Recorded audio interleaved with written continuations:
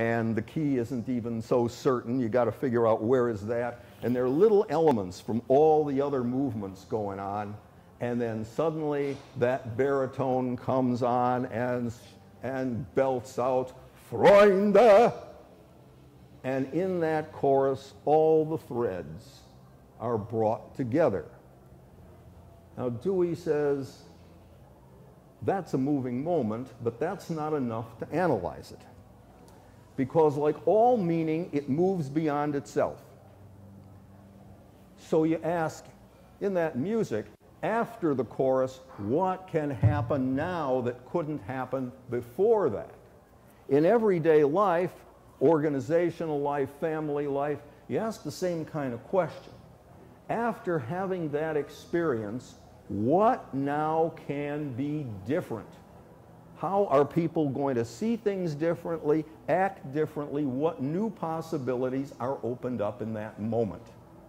So I wanted to spend with you just a little time talking about the emphasis on the aesthetic dimension of everyday life, because I think it's inescapable. Let me share with you a couple of other emphases that we have found important, that maybe have come up and maybe will come up, but I don't want to ignore them. We've talked in several panels about the ethical dimension of things. One of the things you'll notice with CMM, when you talk about this interaction of acting into what the other person is doing, coordinating, indicating where things may or may not go, creating limitations and possibilities. We think of that underlying logic of communication as intrinsically a moral logic. Now, when I first penned that back in the 70s, I thought, people are going to jump all over me for that one. What about logics of inclusion, exclusion, probability? For some reason, nobody has taken that as a point of contention. But I think it's really important. Here's why. One of the few cross-cultural things you can say about communication is this: you can't find a culture anywhere where there is no understanding about what can you do, what can't you do, what do you have to do, what are the situations where it's ambiguous, what are the situations in which people decline responsibility for what they do. All cultures do that.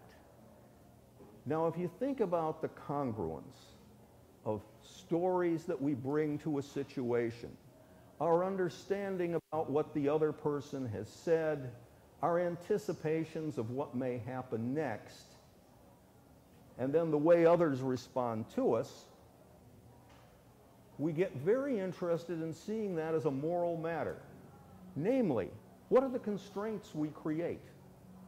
That's where that old piece we did years ago, the notion of ERPs, came from. Two people with good intentions entirely, understanding each other pretty darn well, come together and in that connection create a situation where each is obligated to respond in a way that guarantees they'll get exactly the response from the other that they don't want. Now, that's an everyday occurrence, and one of the things we wanted to capture with the apparatus of CMM, which maybe we'll talk about a little more tomorrow, is to look at that processual process in which constraints and possibilities and obligations get created. Now, I said one of the other themes in that notion of a moral order is, where are we responsible? Clearly, there are some times we get lied to, and we know that. I've watched people doing certain kinds of family work, often in violent situations, get the response, I couldn't help it, she made me or he made me so mad. Now, that may be honest and it may be excuse-making. But what's interesting to us beyond that, and I should say in addition to it, is in that process, we not only are creating a moral order, creating an aesthetic life, we're also very clearly doing something more than that. We're creating forms of consciousness, when to be aware of what and when not to be. Academically, we tend to think the more conscious, the better. We know that can't be right, because there are a whole bunch of sex therapists out there saying there are some times when being conscious is exactly what makes it impossible to do things. And I remember our daughter, who was a genius, learning some of those tricks, particularly when they got more advanced. They'd put a harness on the kids, a trampoline. They'd stop them at a certain point and ask, where is your head? Where are your feet? Where's the ground? How high are you up there? And do it again. Do it again.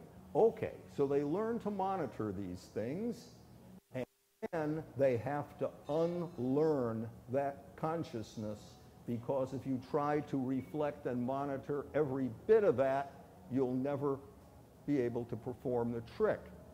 What they want them to remain conscious about is a certain point in the trick where the gymnast can make a judgment, I'm going to make this, or I bail out, or I'll kill myself. So one of the things they're teaching is different forms of consciousness. And that's how we have to learn different ways of everyday life. Now that's another kind of learning that comes out of that joint process of responding to the other, that mutuality that we've been talking about. The last thing I want to talk to you about today, and then I will be quiet. We've said that in that process, stories are created. Stories about what is the episode, and other stories, as with Pearce and the motorcycle gang member. Story about who are we, who is the other. And there's been a lot of talk about the value of stories. I mean, stories have richness and detail that simply propositional statements do not. So stories are an important emphasis. But what we haven't talked about yet, and correct me if I'm wrong, is an old CMM notion of the hierarchy model. What story is essential for other stories to make any sense? That's the test we use. And it came out of a number of things, but one of them was this. We had a member of our group, Linda Harris, now works for the federal government, and one of the things she was doing back in the 70s is looking at violence in families, and working in New Hampshire with Murray Strauss. And the social workers kept saying things like this: why don't these battered women just leave, for God's sakes? They're, not only their health is at risk, their lives are at risk, their kids are at risk. Why don't they just leave? What's wrong with them? One of the things Linda Harris worked for is this: what is the story about being, for that group, a respectable person? Can you be, in that subculture, a respectable person without the story about being someone's husband, and earlier in life, someone's daughter, someone's niece? And finding that there was no way that they knew how to construct a story about being a respected, respectable person outside the larger context of that kind of a marriage relationship at their age. So in effect, saying just leave meant be nobody.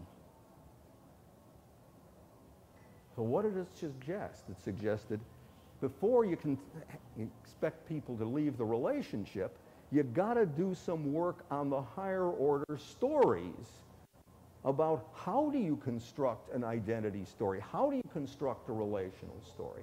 Now, I think that same idea carries over. You want people to adopt some new practice. You want people to adopt some new product. You want to make change within the organization to get a new way of working going. And perhaps there's resistance. One of the ways to look at that resistance is not, of course, to begin with, why are these folks so pig-headed? But instead, to get really curious about what are their stories that make being, in quotes, pig-headed, the reasonable, in their perspective, things to do. What are the higher order stories that keep in place certain kinds of behaviors, and that would suggest where to do some work to promote change. Now, we haven't talked about, and time does not permit it, talk about some of the ways of interviewing to try to create and change and explore those logics. Perhaps we'll have a little time to do that next time. I leave you with only this. CMM doesn't solve problems. CMM does nothing more than give you some tools to look at things. If you don't have a lot of experience with marketing,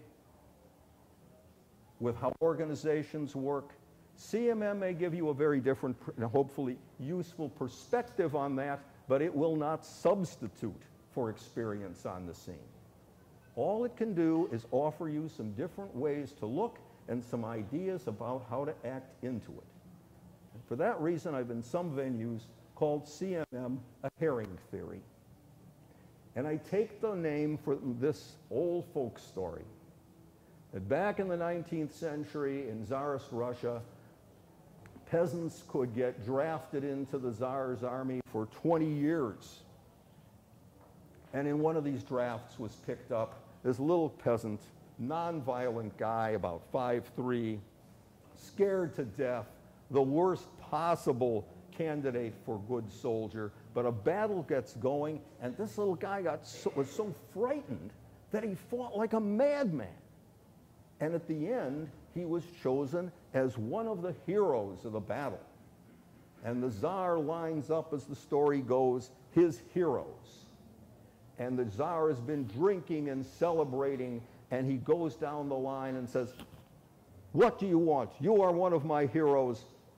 Name it." First guy says, "I want a bag of gold." "Yes, yes, you will have it. You, my hero. A carriage with fine horses." "Yes, you will get a carriage with fine horses." "A castle. I want a castle." "Surely you shall have a castle." Gets to this little guy, and yes, "Oh, my tiny hero, what do you want?" He says, "I'd like a nice herring." "A herring? Yes, I want a herring, but a nice one." Quartermaster, give the guy his herring. Goes to the next one. "What do you want?" "I want to have a robe of gilt and gold," and down it goes. Guy next to the little fellow says, "What is wrong with you? You could ask for anything, and you ask for a herring." The guy says, "Tomorrow morning, the Tsar is going to sober up, and he'll forget all about the crowns and the gold and the castles. None of that is real. But a nice herring, that I'm really going to get." And I hope CMM is the sort of perspective that won't solve all the problems of the world, won't give you automatic insight, but will be a little help. And when it comes to communication theory, I think we can maybe deliver on that. Thank you.